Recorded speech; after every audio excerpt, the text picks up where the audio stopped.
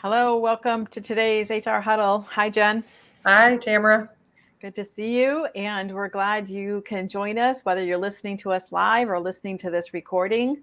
We are going to kind of continue from last week, or we're going to take a thread, I guess, from last week's topic. We talked last week about assigning a shepherd. Everybody in your firm, deserves and needs a shepherd, a dedicated career advisor to forward their career path, to help them be successful in your firm, define expectations and all of that. And part of that discussion we talked about, and not everybody has the gifts or the interest to be that kind of a shepherd or that kind of career advisor. And actually, some partners we have discovered, we said, fence them off because they are actually demotivating or causing our people to leave the way they're communicating or the way they're managing. And we have to, put somebody in the middle, if they're retiring or, somehow, handle that. And it just made us think, gosh, we should probably talk about what do we do when we do have partners that,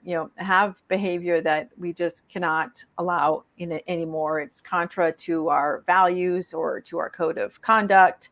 And, worst case, it is, causing our people to leave. So how do we handle that? And Jen and I were reminiscing, I think it was about 15 years ago, Jen wrote a blog 10 years ago.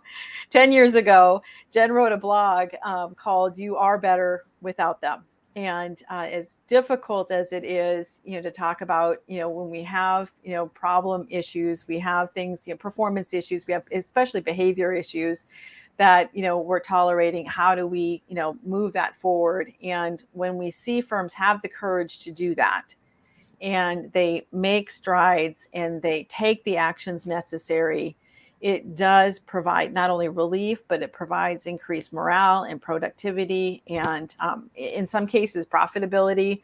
And so it is a better step to make. It doesn't feel like it in the moment sometimes. So we want to talk through that. So Jen, anything else on that, on the setup before we jump into, maybe how to approach that? No, I mean, I just think that it's all about expectations.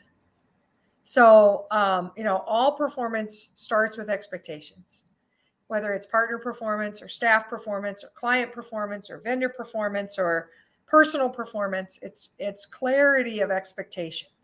And inside most partner groups, the tradition has been you ascend to partner and you reach the summit of partner and you no longer need clarity of expectations. You will make up your own business plan or whatever, and you will run your own clients and deliver your own services, and you'll do it however you want. You'll price it and bill it however you want. Your book of business, your column, your line of business, your whatever the words, the tradition words that we've had were, silo, we would call it. And that was acceptable. And nobody talked to you about expectations and nobody talked to you about behavior. And if you wanted to be, manage those people using fear, it was allowed or whatever. And slamming your hand on the desk or, whatever. Or the file, we've heard about files, or using profanity or raising your voice, and those are extreme, right? Those are extreme examples. But there's all sorts of passive aggressive behavior, or like, I don't want to upset that guy, or he won't assign me any more work, or, whatever it is. There's behavioral stuff out there. And a lot of firms have a long-standing tradition of, I won't call you on yours if you don't call me on mine. And that doesn't work as we start to grow. It doesn't work at all, by the way. It wouldn't work for 5 seconds if I were in your firm, even if we were you and me by ourselves. We just wouldn't. It doesn't work. But the minute you scale and you have shared clients and shared people, you can't have some of the leaders who are off-putting and who are running some kind of anti-culture program over there. And because maybe they sell a lot, or maybe they have a huge book of business, they're serving a lot, or whatever it is, we're too scared to deal with it. So I think that this is that conversation, that we can't hold on to that tradition any longer. That's a poor tradition. It doesn't work. Next gen talent don't want to work in an environment where any of that garbage is acceptable, put up with, or tolerated, or allowed, or whatever words you want to use. Right. They don't want to operate that way. And next gen clients don't really want to find themselves being served by people operating that way, counterculture. So anyway, that's, what's expected is the place to start. And I think that is exactly right. And I think that's when, when we've helped firms navigate this, that's the first place we start is what have we documented that we've expected? And often it's not much. I think over the last few years, we've probably gotten a better job of defining our values, and we would do a partner code of conduct or commitment statement, and it's behavioral. There's performance and there's like minimum expectations in there also, but there's, behavioral expectations. We speak with each other with respect. We go to the source. We don't gossip or triangulate. We invest in learning and developing our people. We don't hoard work. There's a list.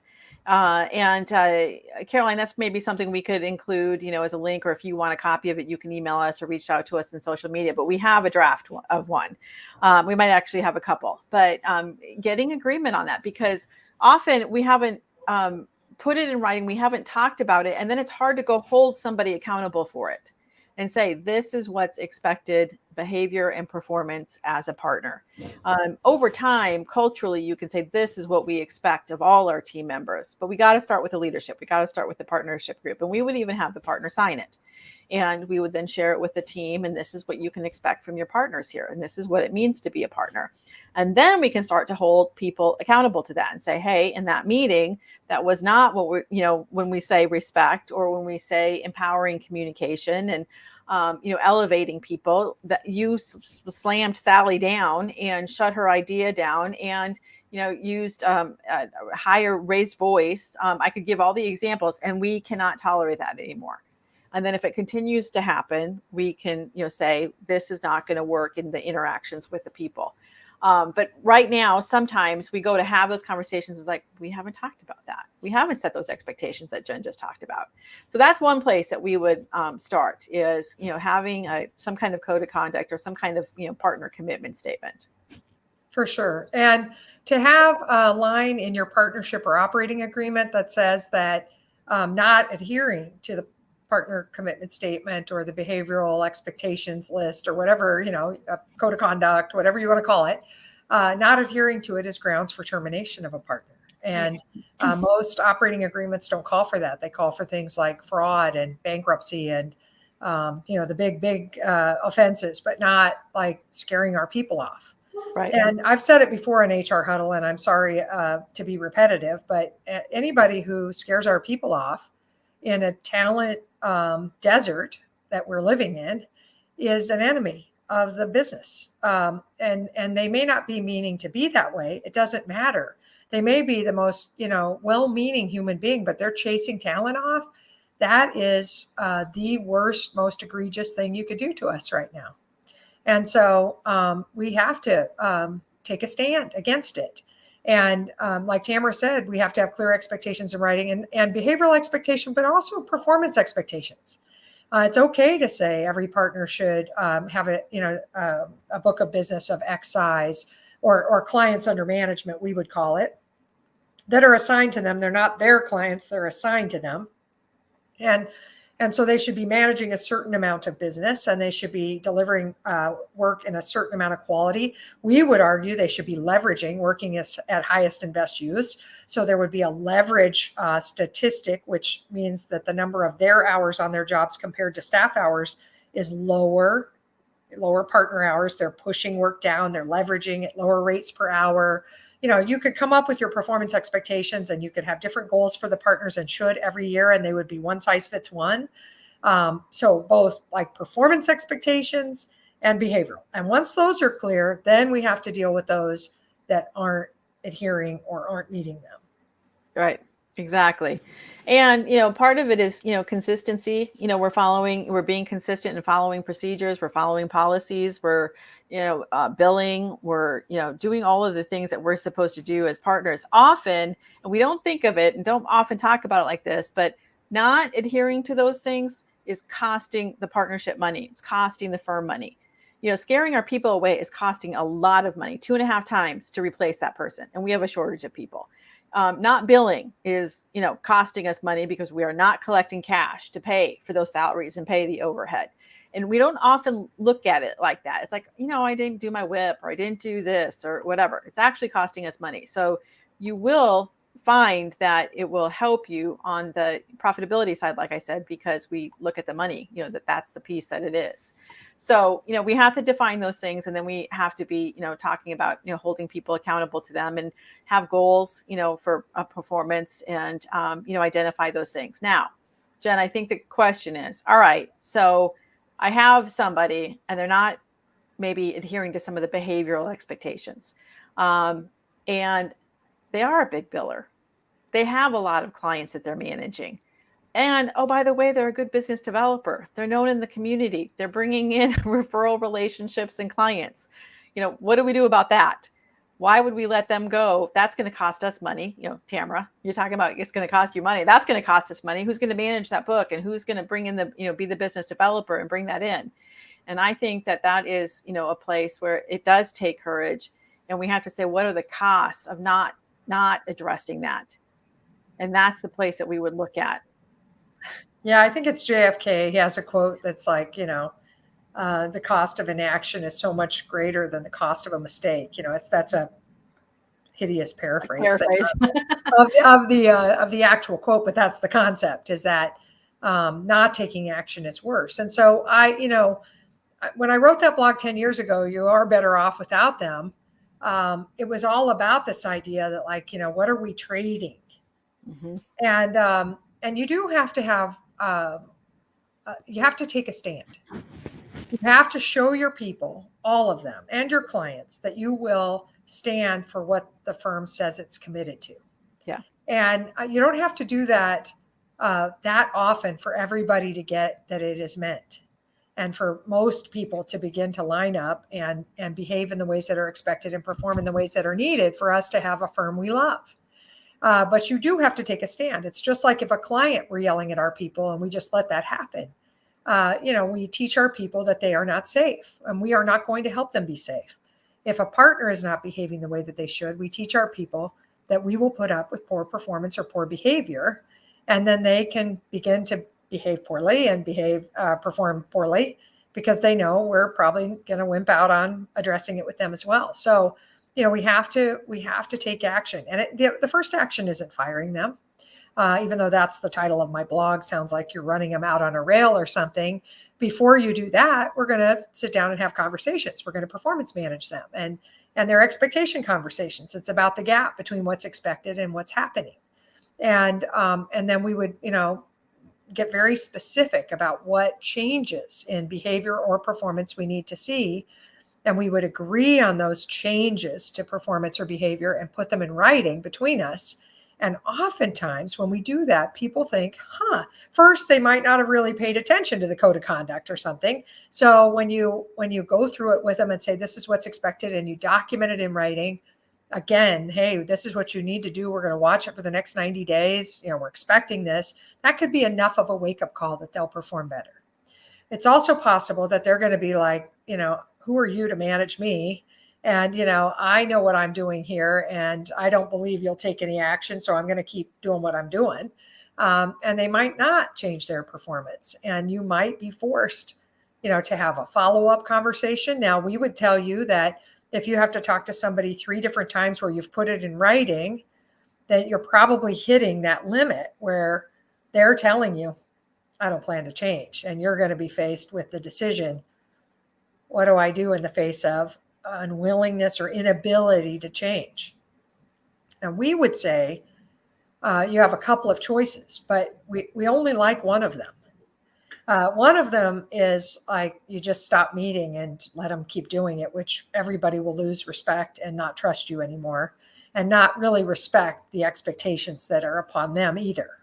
That's a terrible one. You could fence them off. We see a lot of people do that, where you start to like skinny their job down and not let them talk to staff directly, and force other people to act as their intermediary to staff, or whatever it is that their egregious problem is, you start putting band-aids on it to try to solve it for them. But you say things like, well, they're 3 years out, or they're going to retire in 5 years. That's not that long. In the life of a Gen Z senior, 5 years is 50. 5 months is like 5 years. So saying we're going to put up with something for 5 years, they've had in their own mind 2 or 3 jobs since then. So forget it. I'll be gone. Thank you. That's made my decision. So the fencing off thing, I don't like it. I guess you could fence them off if they're a year out, if we really build a tall fence that they can't really permeate to affect people. So your third option is, I've tried these things, I've documented them, we've been really clear about what's expected, they're not doing it, and then you're going to terminate them. And, as ugly as those words are to utter and then to act on, they can provide tremendous relief and an enormous example. Well, and I do think it will build credibility and respect of you and your leadership team for making that hard decision and for living by who you say you're going to be, your values and your code of conduct. It has integrity to do that. Otherwise, it's lip service, and we don't really believe that. And so anything goes. And then that's kind of what you get in the ranks. And then we wonder why, we have that in the ranks, and, managers coming up and they'll do anything. It's like, it doesn't matter here. This isn't how it's going to be. And we've said this before, who leaves are your high potentials, because they're not going to tolerate that. And especially in today's market, they can go anywhere, but they are looking for leaders that, hey, this is what I can count on. And I know I can count on you to deliver that too. So it is critical that we live by that and that we exemplify that. And sometimes exemplifying it does take, hey, this person doesn't work here anymore because of that. And it does take something to untangle it. If it's an equity partner, it does take something to untangle it. We do have to figure out the agreement and the ramifications. We do have to figure out what to do with the clients. And I know in our shortage of people right now that you could be like, I don't even know what to do with them. But we can say, where do they go? Do we hire somebody? Or some of them no longer a fit? Or we have others that are no longer a fit? We can replace them. It might give us that opportunity to upgrade our clients. So we kind of have to go through that methodically and abide by what your operating agreement says. Pull it out and read it if we haven't read it for a while. Sometimes, we'll be reading it and, we're the first ones reading it in a few years. So we want to follow that too. And we want to do that right and keep, the partners informed, as possible, and have a really good, clear communication plan. So that the partners know what the message is and we're on message with the partners. We have an FAQ. We would create a frequently asked questions. And then we would, tell the managers, and then we would tell the team. And so we're on point with what that message is. And then we have to have an external communication, starting with the clients, but then anybody else. With the partner that's leaving, we have to, be clear. And maybe they won't be able to be on message, and it needs to be like an immediate. That is hard. It's more difficult. If they can stay on message, we can make a clean transition and figure that out. We wouldn't do it for 5 months or 6 months or a year. Sometimes we see that mistake. It's like, well, we'll do that, but we're going to give them a year. Or we're going to give them 5 months or 6 months. We're going to get through this next season. We'll do it after October 15th. And we think that's a mistake. It's too long. You're going to continue to perpetuate that behavior. So consult a contracts attorney, consult a labor attorney. Yes. And then use an expert organization on the communication side, and hire a firm like ours or another consulting firm to help you do it. Because sometimes you need a foil or a bad guy, somebody who will help you have the conversations, not just with the offending individual leader that needs to move out, but to convince and enroll and engage the rest of the partner group in this action, which is going to be scary for everyone. Right.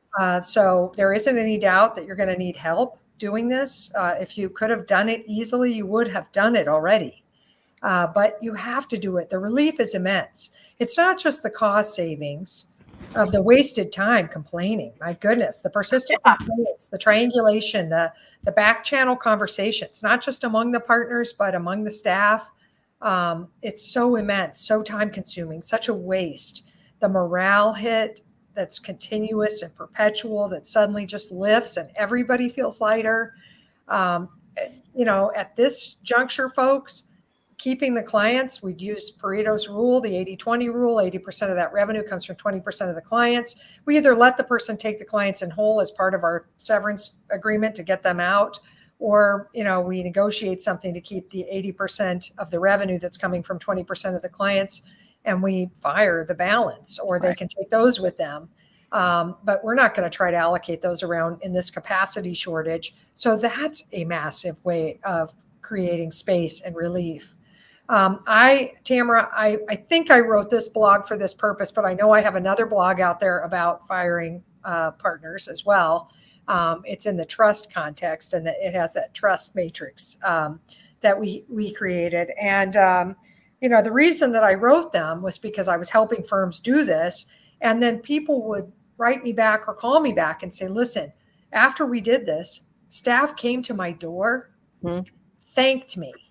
And they're like, I feel so astounded by how verbal people were about how bad it was and how proud they are of me for taking action. I didn't expect any of that, but that people were like, thank you for solving this for us, because this was nasty. And I don't know how much more I could have taken. Yeah. And, and they're not saying it to you maybe anymore. Maybe they've given up complaining about it or whatever. They're resigned, and hopefully they won't resign in that resignation. But man, I wrote it after getting a few of those thank you conversations from leaders that were just like, I wish I'd done it sooner. Right. We feel so much better and lighter. Why'd I wait? And so Tamera and Jennifer want to just say, stop waiting. Stop waiting and take action on these folks that aren't lining up at the leadership level. Yep, exactly. You'll be glad you did, and your people will be glad you did. It's literally a weight that will be lifted off. And you might need to start with the expectations. It might take several steps. There's maybe several of these things that we talked about that you'll need to go through. So start now and, figure out what those expectations are. Get with your partner group, talk about a code of conduct.